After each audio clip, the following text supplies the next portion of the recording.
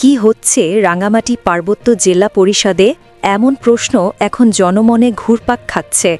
সম্প্রতি প্রাথমিকের সহকারী শিক্ষক নিয়োগ পরীক্ষাকে কেন্দ্র করে একের পর এক চলা নাটকীয়তার ঘটনায় এমন প্রশ্নের জন্ম দিয়েছে। জানা গেছে ২০২২ সালে শিক্ষক নিয়োগের বিজ্ঞপ্তি ২ দফায় স্থগিতের পর গত ১৪ নভেম্বর পরীক্ষা অনুষ্ঠিত হওয়ার কথা ছিল, কিন্তু সেটলার বাঙালিদের আপত্তির মুখে তা আবার স্থগিত করা হলে ১২ নভেম্বর পরীক্ষার্থীরা বিক্ষোভ প্রদর্শন করেন। তারা জেলা পরিষদের গেইটে তালা ঝুলিয়ে দিয়ে অবস্থান কর্মসূচি পালন করেন। এই বিক্ষোভের প্রেক্ষিতে পরীক্ষার্থী প্রতিনিধিদের সাথে আলোচনা সাপেক্ষে ২১ নভেম্বর নতুন পরীক্ষার তারিখ ঘোষণা করা হয়। কিন্তু এতেও বাদ সেধেছে সেটলাররা। গত ১৭ নভেম্বর সোমবার একদল সেটলার শিক্ষক নিয়োগে বৈষম্যের অভিযোগ করে পরীক্ষা গ্রহণ বন্ধের দাবিতে মিছিল নিয়ে মব স্টাইলে জেলা পরিষদ চেয়ারম্যানের কাছে স্মারকলিপি দিতে যান।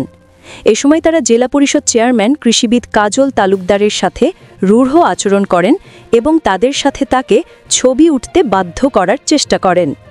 তবে কাজল তালুকদার ছবি উঠবেন না বলে তাদের সাফ জানিয়ে দেন। এরপর মঙ্গলবার ১৮ নভেম্বর আবারও একদল সেটলারকে জোর করে জেলা পরিষদে প্রবেশ করতে দেখা গেছে। এসব নাটকীয় ঘটনার ফলে রাঙামাটি জেলা পরিষদে কি হচ্ছে তা নিয়ে জনমনে এখন নানা প্রশ্ন দেখা দিয়েছে। সেটলার বাঙালিরা যেভাবে মবের স্টাইলে জোর জবরদস্তি করার চেষ্টা করছেন তা নিয়ে অনেকে উদ্বেগও প্রকাশ করেছেন। কাজল তালুকদারকে রাঙামাটি জেলা পরিষদ থেকে সরিয়ে দেয়া হতে পারে বলেও অনেকে ধারণা করছেন। তবে আদতে কি ঘটতে যাচ্ছে তা হয়তো আগামী কয়েকদিনের মধ্যেই পরিষ্কার হবে।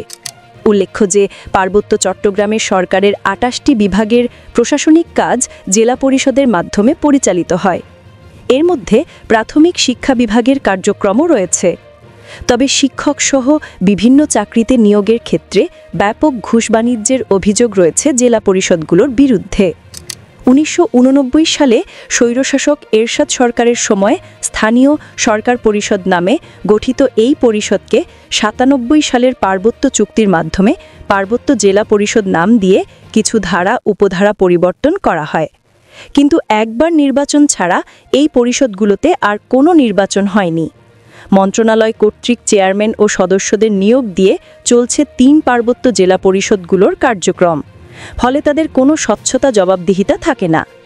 এতদিন দলীয় সরকারের অধীনে এই পরিষদগুলো পরিচালিত হলেও ২৪-এর গণ অভ্যুত্থানের পর গঠিত অন্তর্বর্তী সরকারও নির্বাচনের কোনো উদ্যোগ না নিয়ে একই কায়দায় জেলা পরিষদগুলোতে চেয়ারম্যান ও সদস্যদের নিয়োগ দেয়।